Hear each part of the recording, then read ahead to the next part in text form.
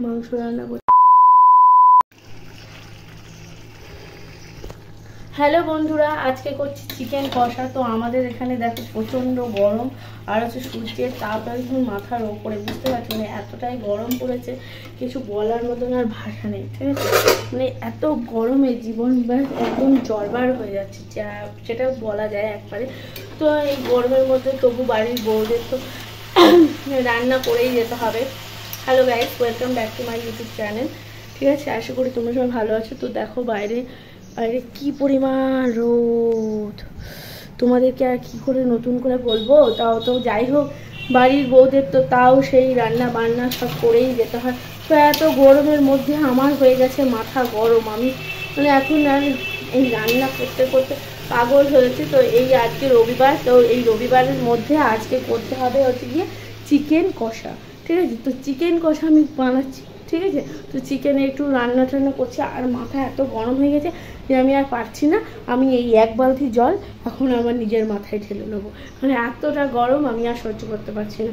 গরমে আমি হয়ে গেছি পাগল। হ্যাঁ, তো যেটা কি বলবো, বাড়িতে তো কেউ বোঝার নেই, কেউ রান্না করে একটু সাহায্য করবে না। তো এই জলটা এখন আমি চিকেনে দিয়ে দেবো। ঠিক আছে, তো চিকেনে জাস্ট দিয়ে দিচ্ছি। দেখ কি বলবো, আর কষ্টের কথা কেউ বোঝার নেই, বুঝতেই পারছো।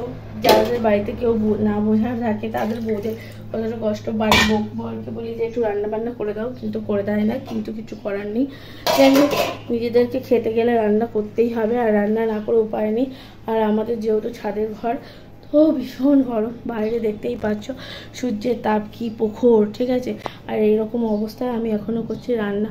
আর না কি বলবো, আর এত গরমে তো মাথাটা সব খারাপ হয়ে যাচ্ছে। গরমে কিছু বলার মতো না, ভাষা ঠাসা কিচ্ছু নেই, এত গরম পড়েছে, মানে যেটাকে আর বলার মতন ভাষা নেই। ঠিক আছে, তো যাই এই গরমে এখন আমি করছি রান্না, আর অন্যদিকে করবো চা।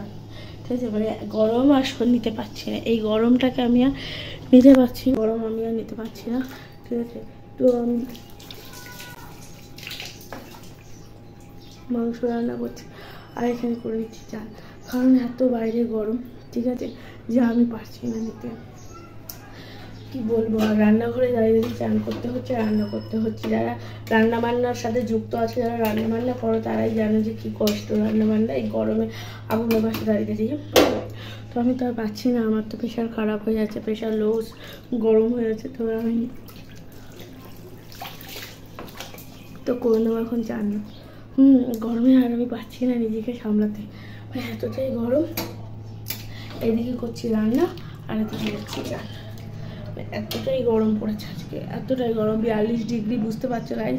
আমার গলা থেকে আওয়াজও বেরোচ্ছে না, এতটাই গরম বাইরে, ওয়েদার এতটাই গরম। ঠিক আছে, তো আমার এখন মানে কিছু বলার মতন ভাষা নেই। তো আমি তো জাস্ট টান করছি, আর গিয়ে রান্না করছি, কারণ কিছু বলার মতন আর ভাষা নেই। ঠিক আছে, তো যাই হোক, রান্নাটা তো এখানে মোটামুটি হয়ে যাচ্ছে সেদ্ধ। আর এখানে দিতে হবে একটুখানি চিকেন কারি মশলা। ঠিক আছে, তো এখানে দিতে হবে এখন একটু চিকেন কারি মশলা, আর যেটা আমি এখন তো এখন আমি দিচ্ছি এই চিকেন কারি মশলা। তো কি করব, তো দিয়ে এখন বেশ কিছুক্ষণের মতন বসিয়ে রাখছি মাংসটাকে। আর মানে এতটাই গরম, আর পারছি না নিজেকে সামলাতে। ঠিক আছে, যেই কারণে তো এখন আমাকে দাঁড়িয়ে দাঁড়িয়ে চান করে নিতে হচ্ছে, বা রান্নাঘরে দাঁড়িয়ে দাঁড়িয়ে, কারণ এতটা গরমের মধ্যে আর পারা যায় না। ঠিক আছে, যে কি বলবো আর। তো এখন মাংসটা কিছুক্ষণের জন্য ঢাকা দিয়ে রাখি। ঠিক আছে, তো এদিকে আমার চানটাও কমপ্লিট করি। বাইরে একটু সূর্যের তাপটা মনে হচ্ছে কমেছে, এই যে জল, আর এই যে দেখো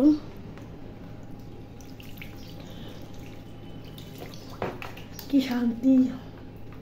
তো যাই হোক গাইস, তোমাদের কীরকম এক্সপিরিয়েন্স রান্না করতে হয়, রান্না করতে গেলে কীরকম কষ্ট হয়, কীরকম মানে কতটা কষ্ট হয়, সেটা অবভিয়াসলি কিন্তু শেয়ার করতে কেউ ভুলে যেও না। ঠিক আছে, কে কোথা থেকে দেখছো সেটা অবশ্যই কমেন্টে আনি। তো এখন আমি রান্না করবো আর চান করবো। ঠিক আছে, দুটো কাজ একসাথে সেরে নেবো। আই হোপ তোমাদের ভালো লাগবে।